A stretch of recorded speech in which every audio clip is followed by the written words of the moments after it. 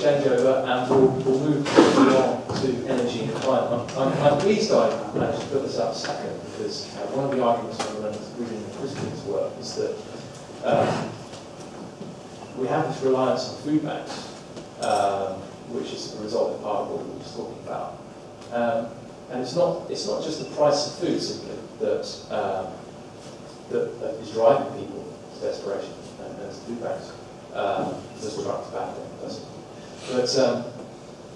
it's all the other things they have to pay for. One of the main things they have to pay for at the moment is, of course, rising energy prices. Chris, can you tell us a little bit about where those prices have come from? And in fact, when did this start to change? Well, I think there's been a substantial rise in energy prices for some time. And obviously, there's been people mentioned green taxes and green levies and all that kind of thing. So I mean, the Climate Change Act, of course, of 2008, Emir Band was in charge, was particularly delightful. The fact is that the government has deliberately driven up price of energy because. That's quite a claim. Well, I think it's a claim that can be substantiated. They've driven up the price of energy because they want to reduce the demand for energy, and even the government understands that if you increase the price of something, then you're going to decrease the demand for it. Now, one can argue why they've done this. I would suggest that the simplest way to meet your climate change targets, for instance, is not actually to capture carbon or whatever. It's to actually make sure that people do less of the things that actually release your carbon, and it doesn't really matter whether you believe in climate change or not. I think also that the failure of governments, and this particularly applies to Natty, is the failure of governments to actually make any kind of decisions about building a new power plant has also led to an increasing desperation in the need to reduce what they call demand-side management. And one can argue actually that one shouldn't waste energy, and so therefore I'm going to condemn it out of hand. I mean, the Daily Mail recently, or various newspapers recently ran a thing about how the EU was stopping really powerful cougars or something, which lots of people are very hard to about. And one can say, well, actually, a lot of that kind of pressure and a lot of these creatures we signed up to actually are quite a good thing, because they said to people, actually, you need to make your plant more efficient. If you're going to have a thing that actually works, and you can't make it above 160 watts or whatever it is, then the manufacturers will find a better way to deliver that energy. But no, that is the case. That is what's happened, and generally speaking, it's worked. The demand side has dropped a lot. It's just that the collateral is that people worry about their energy bills, and the other bit of the collateral, and it's a really major thing, is that every single thing we do in our economy takes power. If you up the price of energy, and it's not purely down to green levies government or anything at all, the wholesale price of energy has been going up as well, but if you up the price of energy, you up the price of everything, because everything requires transport to get it somewhere, to computers that process the admin, so everything requires energy, every single thing that we do, and so it is the most fundamental thing at the moment. If you up the price of energy, then you up the price of everything, and that, I would say, is why energy itself, and the increasing price of it, is the biggest contributor to the cost of living crisis that we have. Christian, so we've seen demand-side management measures, besides the cause. Is there anything else going on? Well, the main problem is the inconsistency.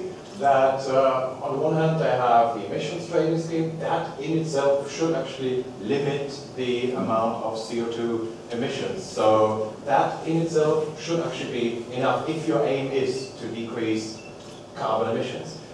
But the trouble is, within that scheme, then also the government also then subsidizes particular sources of energy, and these are the most inefficient ones. Renewable energy costs between 1.5 times and twice as much as conventional energy, whereas if you simply kept it to the emissions trading scheme and left it up to firms and households how to respond to that, they would then try to work out the least painful way of doing that, the most efficient way. They would cut back on those forms of energy consumption that they value least and they don't really mind.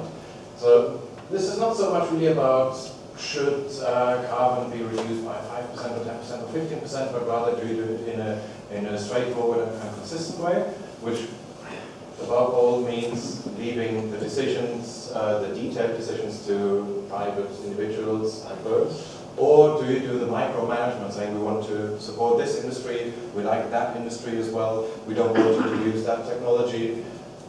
This is the most dirigist part of the economy, the energy sector. So that is what is driving up the costs, apart from the pure CO2 reduction effect.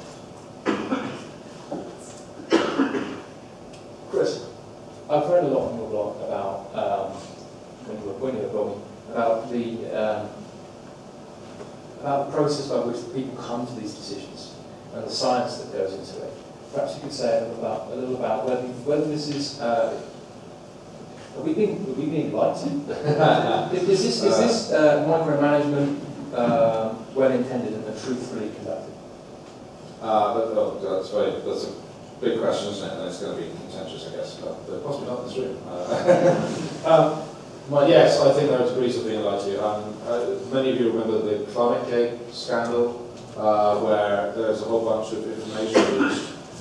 It was labelled FOI 2006, I think, and the bunch released from the CRU, the Climate Research Unit in University of East Anglia. And many people concentrated on emails saying, "Oh, look at this! They're trying to stop climate change skeptics being published." That wasn't the smoking gun. The smoking gun was the fact that with those emails was released much of the code that the University of East Anglia were using to contribute to the calculations of warming across the globe to the various three main indicators of warming, and that was frankly shocking. It wasn't just the Harry Readme file, which some of you might have heard about, which was essentially 1,000 lines of a program trying to work out what the hell is going on as he tried to convert. Was it like an inner narrative? It was an inner narrative, yeah. It ended up, fuck this, I've been at this for 24 hours, I'm going home. But I mean, it's quite revealing. Even if you don't read code, it was quite revealing. One probably is sitting going, what the hell, this data set for rainfall is upside down, and they've been using upside down in the calculations the whole time. The people who ran the code, it was great.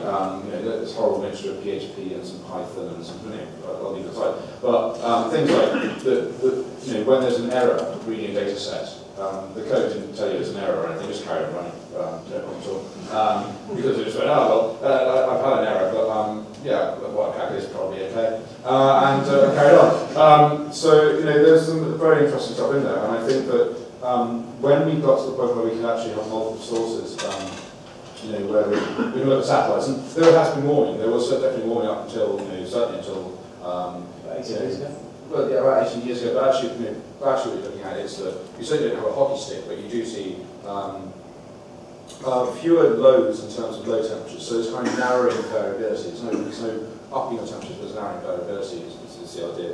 And as satellites kind of back that up, that's kind of where they were going. But the data sets that things were done was definitely very, very weird.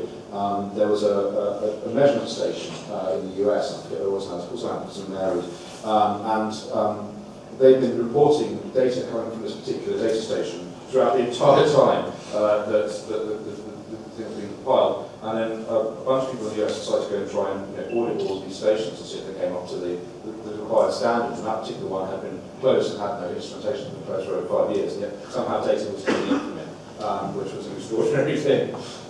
So I think that there has been, I think there's been a scare. I think that as that thing has got scarier and scarier, and governments have leapt on, oh, maybe there's a problem here, we'll allocate some money to it. Then you've got people doing more and more research tenuously linked to the climate change thing. Indeed, I've talked to scientists within the area who they are more likely to get grant funding if they say, oh yes, well, I'm looking at grapes, for growing wine, and grape. Oh, and how it relates to climate change, so much more likely to get that thing. And I think the governments have been manipulated, especially MPs are pretty stupid. And I have to be in the second reading of the Climate Change Act, which, after all, even by the Labour Party's own admission, was the most expensive piece of legislation ever passed in our Parliament, costing over, I think, 40 years about 800 billion quid. But now it's been revised and it's now more like 1,400 billion quid. And there are about 16 MPs in the Parliament sitting there, debating inequalities on this extraordinarily expensive bill. And that's one of those things where I think the trouble is that there are lots of people who now have a vested interest in this being right, and there are a number of MPs who have absolutely no knowledge about anything whatsoever, and that's the problem. So it was your lottery, Ian. I don't.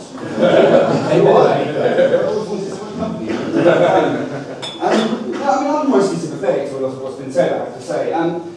The Green Movement comes from this sort of perfect storm of sort of right-wing, wistful Tory nostalgia for a sort of green and pleasant land, and a left-wing, idealistic desire to fight some kind of quite pure enemy, combined with this very, very British sense that everything is inevitably getting worse, and there must be a natural law. And so there is this sort of push towards, and I think we're going to see that at all times. I would caution that actually I don't think there's too much happening right now. I think really, especially the coalition of the Green Crack, because the famous sort of memo that came from that actually did kind of put a stop to a lot of that as it was taking place. And I would also put a bit of caution that actually the energy prices can be reduced by all that much, regardless of how much rest you get rid of state regulation, or even if you were to pursue an avenue towards nationalisation, whichever route you take, you're dealing with what is a uniquely expensive proposition by virtue of what it is. You're trying to extract energy from the planet and then put it towards human use. So you're always going to find that in major cause. Again, I think if we're looking for origins across people's living prices, this is not a great place to start. Yeah, we see that we can argue that the economy relies entirely on power. Every aspect of the economy touches it. And we've got this perfect storm of ideology. Every side, apparently, not liking the increase in these prices. If this is such a problem for humans, for what they value, for them achieving any of their values, regardless of what they are, it begs belief that they could morally do it, that they could morally kind of endorse these policies for what's going on. I don't know where this naivete comes from, Simon. Of course, people commit suicide all the time, in mass, in large quantity. Human beings make awful choices about their lives as societies all the time, and the Green Movement is one great example of the West doing that on a large scale. Luckily, there's enough common sense still in the West not to take them too seriously. We take them seriously, but not too seriously, because then it would be an unmitigated disaster. This is what their ideas are pushing us towards, is an unmitigated disaster. Energy is what we need in order to live. Energy is what we need in order to produce everything that we produce. Carbon-based energy is the most efficient, effective energy that exists on the planet, and it's tons of it. Tons is an understatement. There's a lot of it. There's no shortage of carbon-based energy. And that's why I think it's wrong to say that we could reduce energy costs. We could reduce energy costs dramatically if we allow for the production of carbon-based energy, if we allow for the actual mining of it. In spite of its cost, there's plenty of it out there.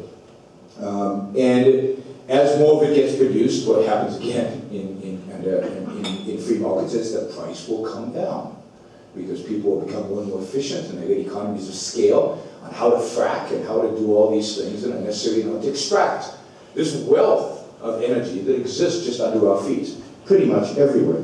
Not to mention what we're doing, we're doing to ourselves is one thing, but it is horrific what we are doing today to poor places around the world, which are going to need massive quantities of carbon energy in order to rise up from their poverty and achieve any kind of middle classhood one day.